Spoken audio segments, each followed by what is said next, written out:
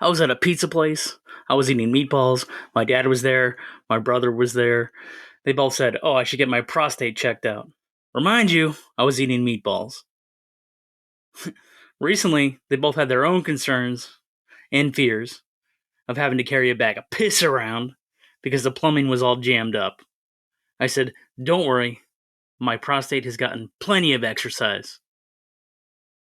Crack open a cold box of wine or pour something cold on ice because it's the Binge-Watchers Podcast.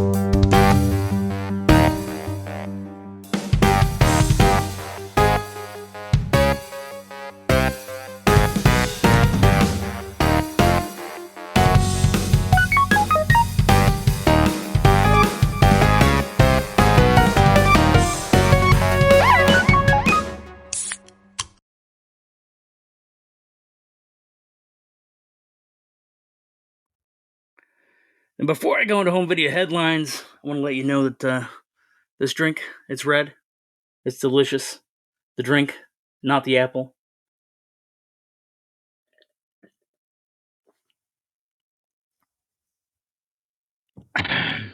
Smile 2 dropped the poster and started its marketing around Ray Nicholson, who inherited Jack Nicholson's sinister and captivating grin. People are probably grumbling that, like, oh, Ray must be a sucky actor if he's in this cheap horror movie. Oh no. There's some history here. Jack was in schlocky horror movies, and, he's one actor that you can learn acting from. So time will tell about his son, Ray. But I mean, pretty good marketing employee for Smile 2 to be like, hey, Jack Nicholson's son wants to do some acting, and he's got that killer grin, that patented, genuine Jack Nicholson style grin. Hey. Beetlejuice. They scared up like 100 million. Great. Good for them. Good for a studio that has already made 10 times that. However, my buddy's like, hey, you gonna go see it? No. I tend to believe the reviews that are coming out. I think they're accurate. And from the footage I've seen, it's kind of like a merchandise grab. Plus, there's like this advertising blitz. I don't know if you've seen all the Beetlejuice commercials with Beetlejuice in it. And it's getting kind of annoying at this point, so it's hard to like separate the movie from the advertising at this point. I did finally see Deadpool and Wolverine and Blade to confirm my theory that Blade is the best part. I was at a Five Guys burger joint eating burgers, and I was asked about my review of it from my nephew. And granted, now mind you, part of this is like his parents bought me the ticket. They also bought me the burger. So I'm sitting there, I had to take a pause. I'm eating a french fry to give myself time to think of like, what's the most like gentle or peaceful or non-confrontational answer, but still do a genuine review, because I was thinking like, oh, I'm about to punch a gift horse in the mouth, and then I punched a gift horse in the mouth. I was like, yeah, I give it a bad review, mostly because the stakes don't seem very real in that movie, right? Even though it's like, oh, we're gonna blow up these dimensions, these worlds are gonna cease to exist. We don't ever feel like they're gonna cease to exist, right? It doesn't seem real. It seems kind of just flimsy fantasy. And then the villain is not compelling. I mean, I think I had said, well, try not to upset the gift givers, and then and maybe impart the wrong impression on my nephew. Impressionable minds, right? Form their own opinions. However, I was like, Marvel has great heroes, but DC has great villains, and both brands have kind of suffered from their failure. And like, the villains over here aren't that great, and the heroes over here aren't that great. Maybe swap them around. I don't know. Yeah, but love me some Blade. That's the takeaway there. That's the lesson learned there. Is we like Blade. All right. Trivia time in tonight's movie. What are we doing? This is the first of 3 weird plucks from cinema. We're doing like a weird September thing. The first one is Damnation Alley. The world has been knocked off its axis into World War III. The Earth is in chaos. A group of survivors, they got to cross the desert in an armored RV. While they handle or deal with, freak storms, there's mutated killer insects.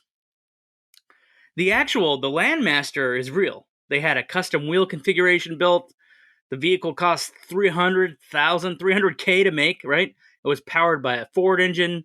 It actually survived a 25-foot drop during testing, and it now rests at Gene Winfield's custom shop in Mojave, California. But word on the street is it no longer has a missile launcher or its Gatling guns or any of its armaments or whatever are no longer on the RV, supposedly. Let's see. Fox Studios assumed that this movie was going to be the box office sure thing, and they spent all their marketing money on this instead of the original Star Wars, which is funny because it flopped, and then Star Wars, of course, soared, as we know now, right? Jan Michael Vincent Hawk himself from Airwolf is in this movie. And you're like, well, who's Jan Michael Vincent? Johnny Spoiler, can you spoil who Jan Michael Vincent is for us? No. I can tell you to go watch the show Airwolf, go dig that classic up, or there's a whole Rick and Morty episode that explains the greatness of Jan Michael Vincent in an entire episode. Dig that up. The movie also has Jackie Earle Haley, who you might know from the Watchmen movie as Rorschach. And he was also in the original Bad News Bears, like the 70s movies. So this is one of his early movies. Not his first, not his earliest, but one of his early performances. And it's got Paul Winfield, who I think played one of the detectives in The Terminator. I think he was at the police station sequence. And then he's the general in Mars Attacks. Those are the only movies that I know him from. But again, he's one of those actors. He's been around the blocks a few times. He's got like a 40-year career or something. He gets it the worst in this Damnation movie. He has the worst death in Damnation Alley. Of the characters in Damnation Alley, he gets the worst death. Tonight is brought to you by Mochi. You can get started at joinmochi.com. Use code Binge-Watchers to receive $40 off. Mochi is a telehealth platform that connects patients seeking medication-based weight loss treatment with board-certified doctors and dietitians to help them determine the best treatment options to accomplish that. It's completely virtual, meaning you have access to their services anywhere in the United States, meeting with their team online. Here's how it works. At Mochi, they believe in a weight loss management medicine program that's personalized for you. It, of course, includes science-backed medications like the GLP-1, things like Ozempic and Mounjaro, Zepbound, and versions of the similar compounds found in these compound pharmacies. That's just one tool in their toolbox. They connect you with those providers so you can discuss evidence-based weight loss strategies using every tool in their tool belt. It includes licensed RDNs, MDs who are board certified in obesity medicine and prescription medicine. So here's what you can do. You complete the eligibility form. You choose a prescription plan. They got flexible plan options to hit the best results for your needs. You're going to meet with your provider and your registered dietitian. You're going to set up your profile for your virtual video visit with their providers. You can pay with insurance. There's a monthly subscription fee plus the copay, or monthly subscription fee plus the medication cost, which you can find out from them. They have a holistic approach to weight loss. All right, it's science-backed medication. As I said, it's affordable and accessible regardless of your insurance coverage. With Mochi, their dietitians are hand-in-hand with your medication to create personalized nutrition plans that fit your lifestyle. You can reach your weight loss goals with a science-backed FDA-approved GLP-1 from real doctors and guidance from registered dietitians. Help with making easy and sustainable changes to achieve results. Get started at joinmochi.com. Use code BingeWatchers to receive $40 off. That's an amazing savings. You're not just crushing weight loss, you're crushing the costs to get your weight loss down.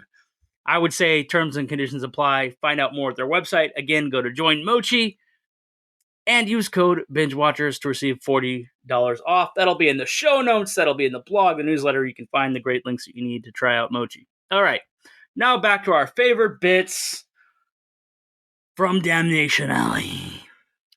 You know, it's interesting, like, the war room in the beginning of the movie is calculating that the enemy nukes got launched and that, oh no, we've only managed to block 40% of the nukes, so 60% of the nukes hit the U.S. And then Boston is the first strike. Don't tell anyone, but I recorded this somewhere outside of Boston, so I thought that was really funny, kind of a local joke. I was like, oh, they got Boston first, they nuked Beantown. There's amazing visuals of the nuclear cloud over North America.